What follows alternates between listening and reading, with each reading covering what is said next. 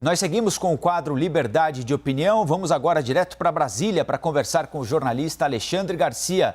Olá, Alexandre. Boa segunda, ótima semana, hein? Para você também, então vamos a Brasília, onde está o Supremo. Exatamente, é o nosso primeiro assunto. O Supremo barrou a possibilidade dos atuais presidentes da Câmara, Rodrigo Maia, do Senado, Davi Alcolumbre, ambos do Democratas, de disputarem a reeleição na mesma legislatura. Decisão tomada ontem à noite pelo plenário virtual, após os votos dos ministros Edson Fachin, Luiz Roberto Barroso e Luiz Fux, que é o presidente da Corte, que disse no voto dele, abre aspas, a norma constitucional é plana, não há como se concluir pela possibilidade de recondução em eleições que ocorram no âmbito da mesma legislatura sem que se negue vigência ao texto constitucional, fecha aspas. Alexandre, eu queria que você falasse um pouquinho para a gente então sobre a conclusão deste julgamento no plenário virtual do Supremo Tribunal Federal e sobre o que muda no panorama político a partir de agora, no curto, no médio prazo. Pois é, o Supremo nos deu um susto, né? Aparentemente ele ia revogar a Constituição. E aí, como é que esse país ia continuar sem Constituição? Já seria a terceira vez que rasgariam a Constituição, né? Não é mérito do Supremo, ao contrário, é triste, porque foi quase um empate, 6-5. Foi quase um empate na Suprema Corte. O mérito é, mais uma vez, devemos essa ao Roberto Jefferson, PTB. Foi o PTB que provocou isso. Senão estaríamos em breve diante de um fato consumado. Mas deu 6-5.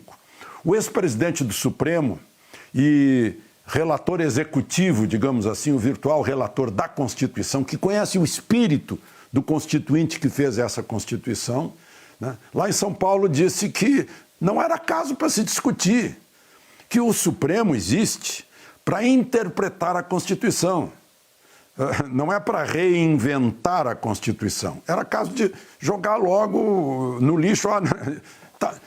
Isso aí por si só se explica, né? Esse artigo está muito claro, explícito, claro, cristalino como água da fonte.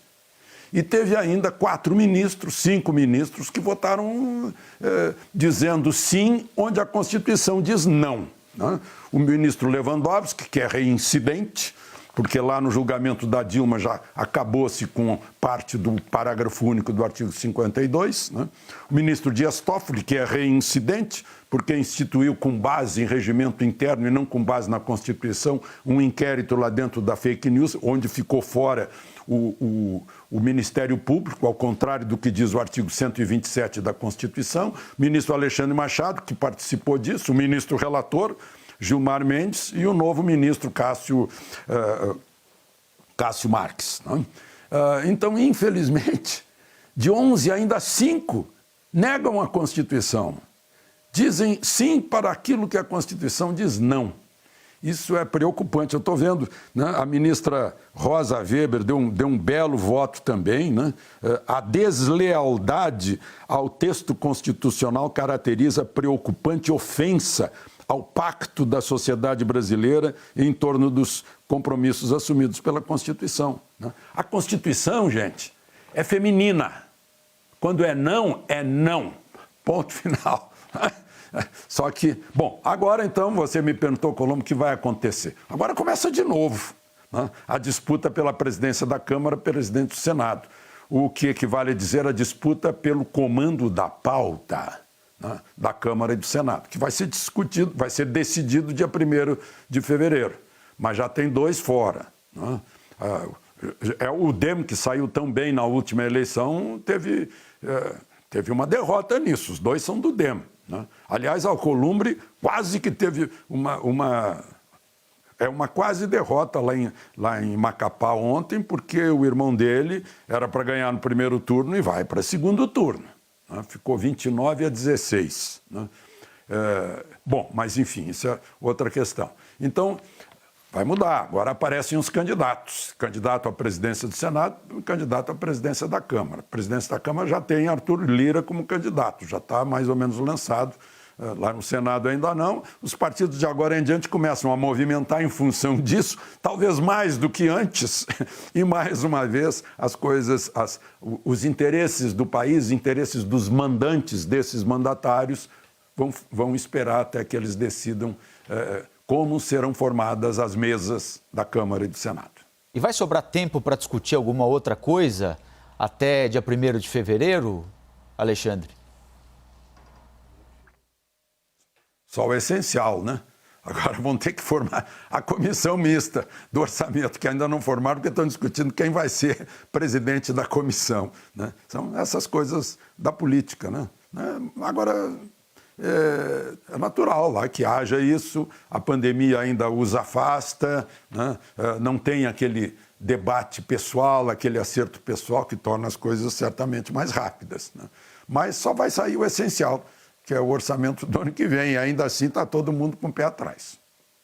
O presidente do Tribunal Superior Eleitoral, o ministro Barroso, reconheceu em entrevista ao jornal Folha de São Paulo, neste final de semana, que o voto obrigatório no Brasil tem se tornado facultativo, diante da alta abstenção ocorrida nas eleições municipais. Agora, no segundo turno desta eleição municipal, a média nacional ficou em 29,5% de abstenção. No Rio, passou de 35%. Barroso afirmou o seguinte, abre aspas, acho que a gente começa a fazer uma transição. O modelo ideal é o voto facultativo. Em algum lugar do futuro, não muito distante, ele deve ser. Fecha aspas. Alexandre, o voto no Brasil deve ser obrigatório, pode ser facultativo. Nós já estamos maduros para tornar o voto não mais uma obrigação, mas sim um direito? Bom, em primeiro lugar, eu queria registrar um viés de um ministro do Supremo, né? Achar que o Supremo é constituinte. Não é. Quem decide se o voto é obrigatório ou facultativo é o Congresso Nacional dos Representantes do Povo, que tem poder constituinte em 2 votações com 60% na Câmara e 2 no Senado. Mas foi apenas opinião dele. Ele tem todo o direito de opinião, embora o Supremo suprima alguns direitos de opinião, dependendo para que lado vai a opinião. Outra coisa, não sejamos injustos com ele, ele também disse o seguinte, que ele não defende o voto facultativo, porque a tendência no voto facultativo, né, os extremos comparecerem para votar, né, e os moderados não comparecerem, o que seria uma tendência de polarização. Então, para ele, o voto tem que continuar sendo obrigatório. Agora, a decisão é dos nossos representantes.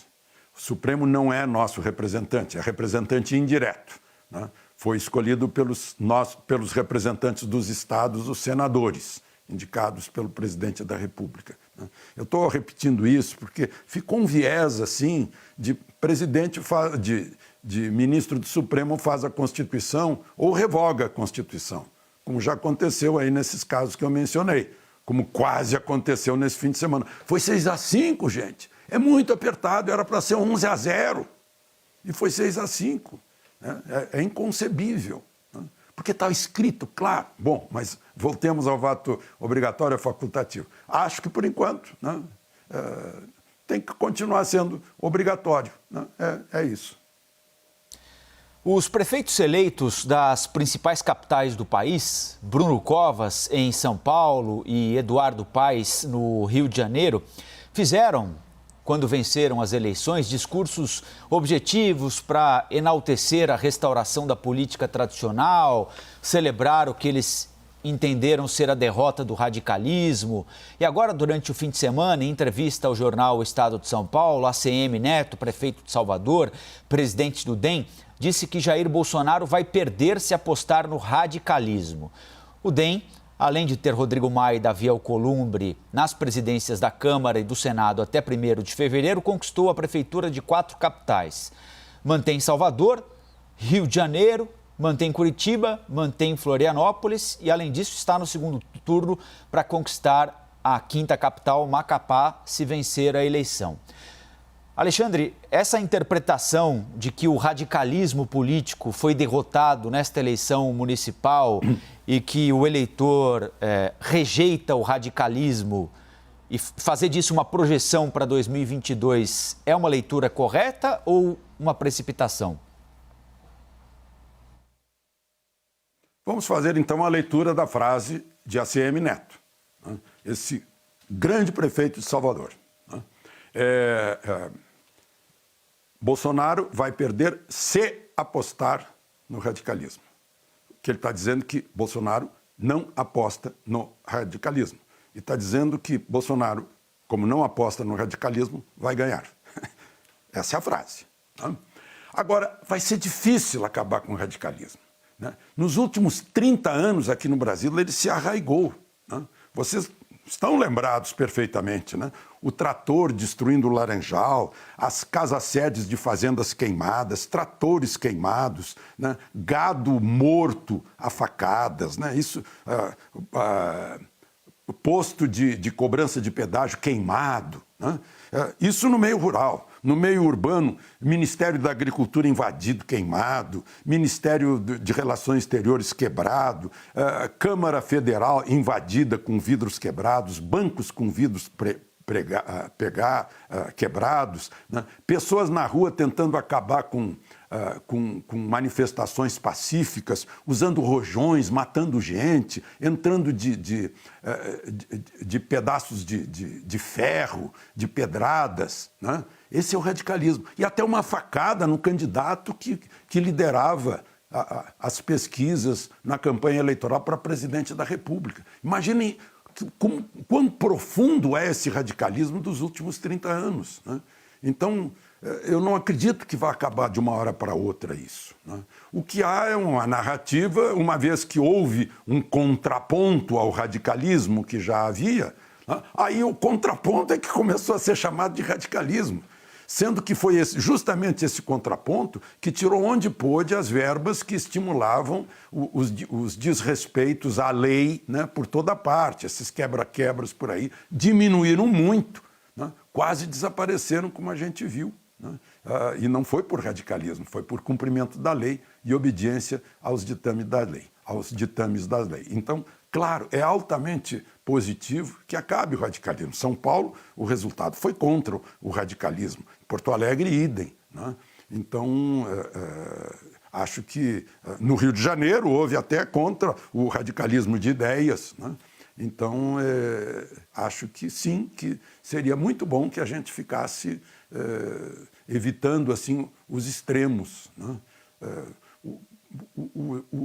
Os extremos estão mais próximos entre si do que ambos em relação ao centro.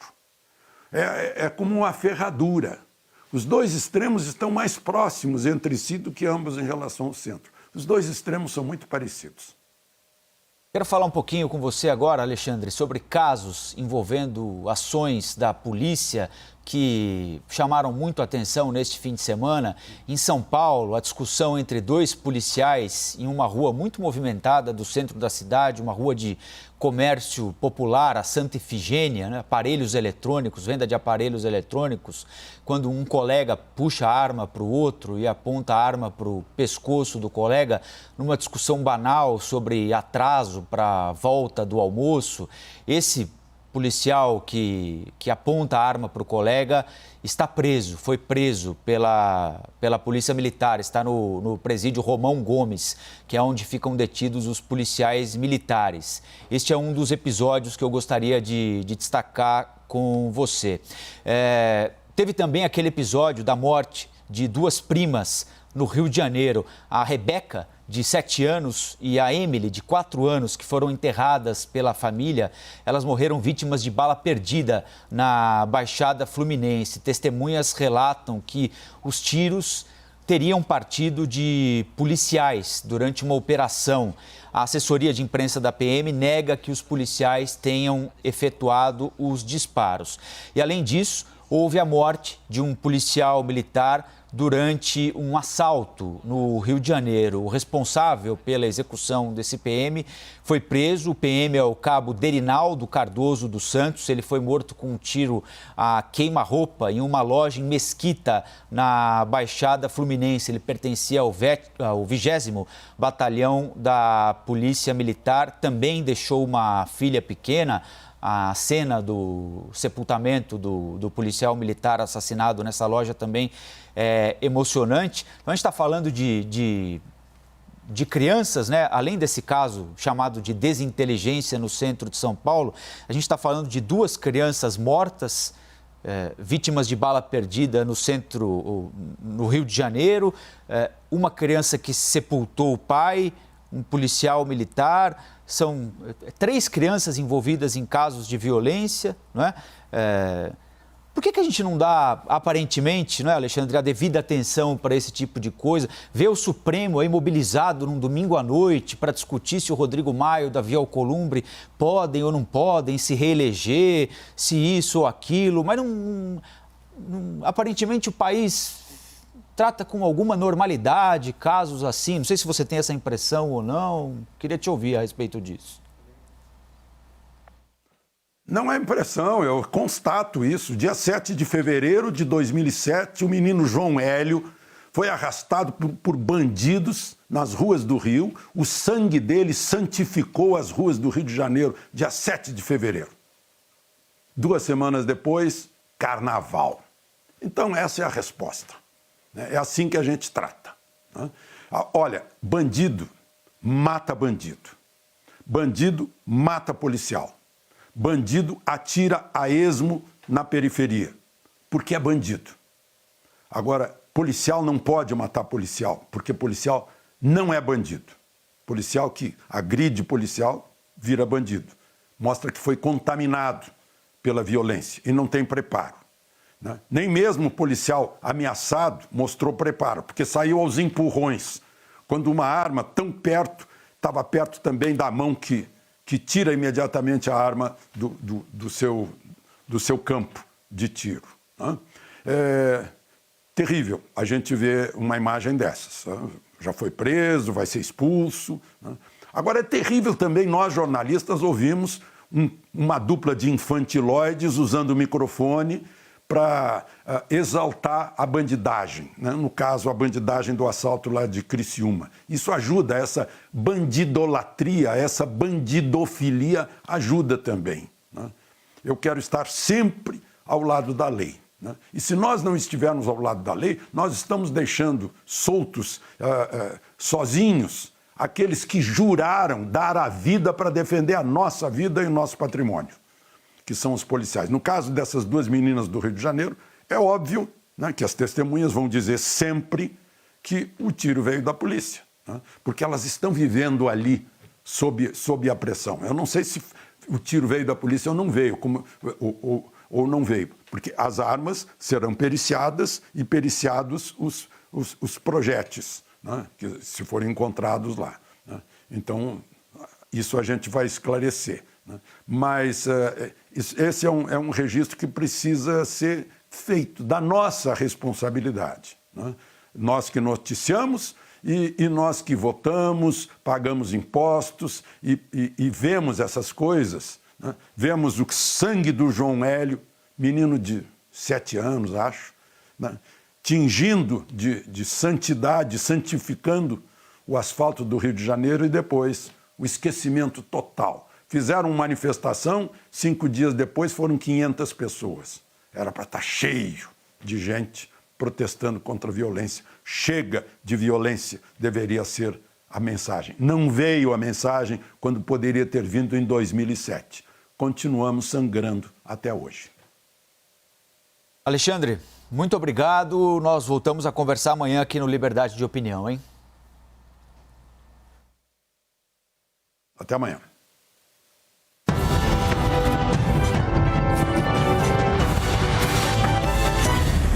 As opiniões emitidas pelos comentaristas do quadro não refletem necessariamente a posição da CNN.